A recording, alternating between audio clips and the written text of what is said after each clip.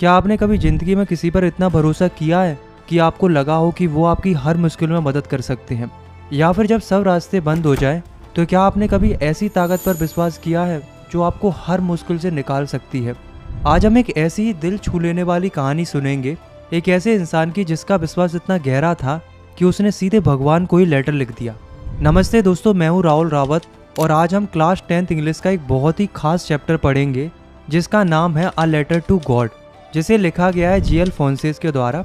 ये कहानी हमें सिखाती है फेथ यानी कि भरोसे की असली ताकत क्या होती है और कैसे मुश्किल वक्त में इंसानियत एक दूसरे के लिए एक सहारा बन जाती है। तो चलिए इस अनोखी कहानी को ध्यान से सुनते हैं।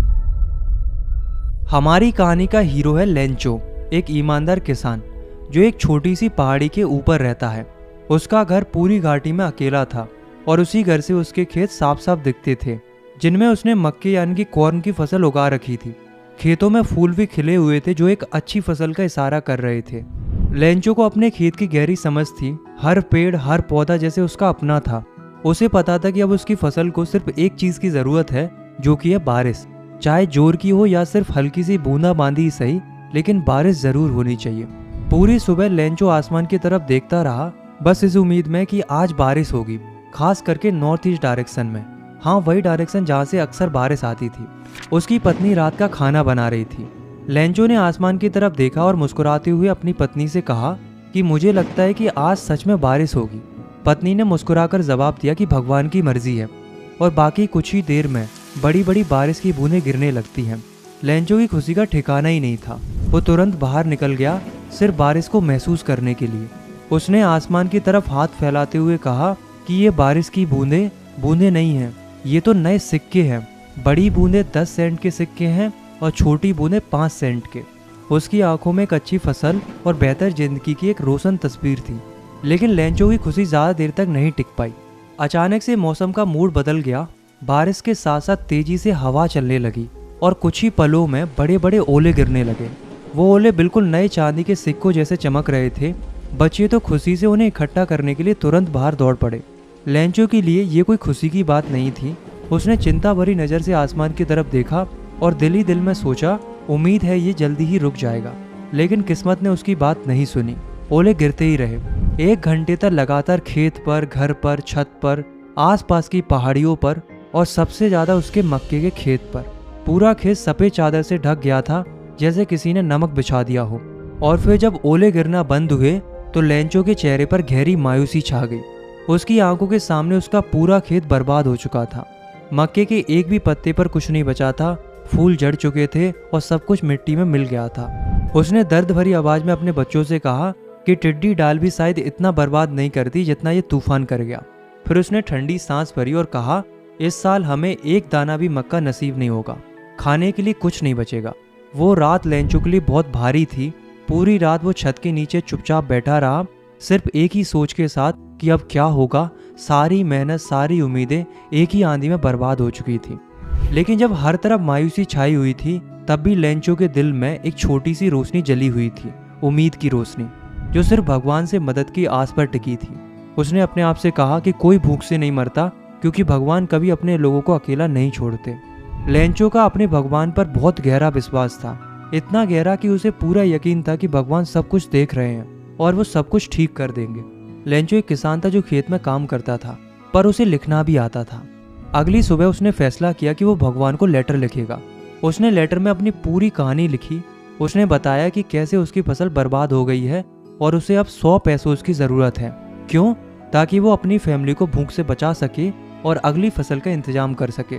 उसने लेटर को एक एनवेलप में डाला और उस पर लिखा टू गॉड और शहर जाकर उसे पोस्ट ऑफिस के लेटर बॉक्स में डाल दिया। उसकी आंखों में अभी वही भरोसा था। पोस्ट ऑफिस का एक एम्प्लॉय जो एक पोस्टमैन भी था, उसने जब वो लेटर देखा तो वो जोर जोर से हंसने लगा। उसने अपनी पूरी जिंदगी में टू गॉड लिखा हुआ लेटर कभी नहीं देखा था। उसने तुरंत वो लेटर उठाया और सीधा अपने पोस्ट मास्टर के पास गया। उसने कहा, देखो सर, किसी ने भगवान को लेटर लिखा है। पोस्ट मास्टर जो एक मोटा फ्रेंडली आदमी था, वो भी पहले तो जोर जोर से हंसने लगा, लेकिन फिर वो सीरियस हो गया। उसने लेटर को टेबल पर रखा और धीरे से कहा कि काश मेरा भी भगवान पर इतना ही विश्वास होता। देखो इस आदमी का अपने भगवान के ऊपर कितना गहरा भरोसा है। पोस्ट मास्टर नहीं चाहता था कि लेंचो का अपने भगवान पर से विश्वास टूट जाए। उसने दिल में महसूस किया कि इस भरोसे को जिंदा रखना ज़रूरी है और फिर उसने एक फैसला लिया कि मैं इस लेटर का जवाब दूंगा। लेकिन जैसे ही उसने लेटर खोला उसके चेहरे का रंग थोड़ा बदल गया। वो समझ गया था कि सिर्फ शब्दों से काम नहीं चलेगा, क्योंकि लेटर में लिखा था कि लेंचो को 100 पैसों की ज़रूरत है। तो पोस्ट मास्टर ने सबसे पहले अपनी सैलरी का एक हिस्सा निकाला। फिर उसने पोस्ट ऑफिस के दूसरे कर्मचारियों से भी मदद मांगी।